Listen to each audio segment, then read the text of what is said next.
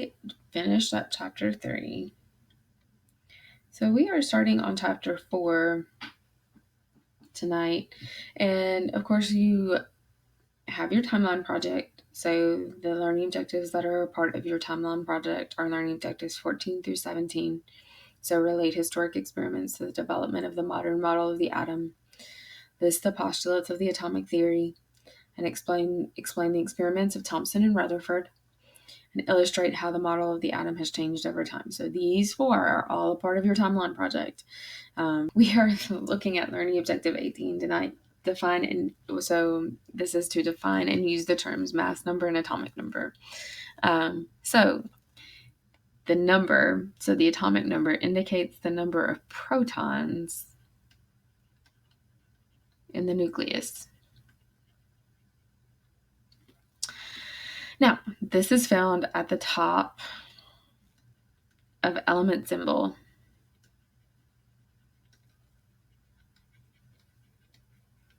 On the periodic table. So if you look at your periodic table, we are looking at this number right here. So this right here, this top number right here is your atomic number.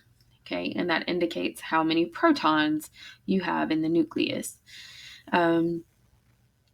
So an example of this, if I look at like carbon, right? Carbon, and I want to know what the atomic number of carbon is.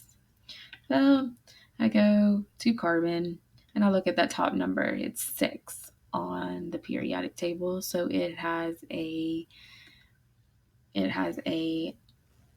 atomic number of 6, which means that it has 6 protons. Okay, so you've got that one, and then you have the mass. So this gives the number of the protons plus the neutrons in the nucleus. Okay, so mass number gives us the number of protons plus the neutrons in the nucleus. Now, this is not found on the periodic table. Mass number is not directly found on the periodic table.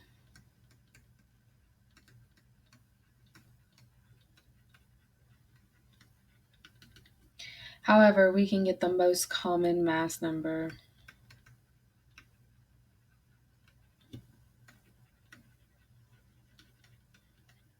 By rounding the average atomic mass.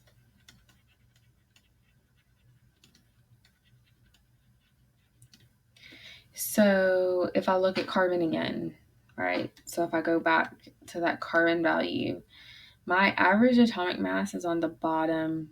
So it's the bottom number. So top number is my atomic number, and then the bottom number is my average atomic mass. So then if I look at carbon's average atomic mass is 12.01. So if I round that, the most common mass number for carbon is 12.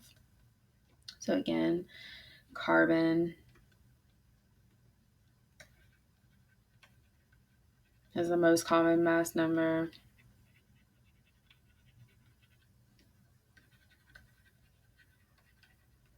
Is 12. Okay, which means that it's got, again, we've got 6 protons. So if I subtract the 6 protons from that, that means I have 6 neutrons in the nucleus. Okay, so this kind of can give me this number. It can give me the number of neutrons.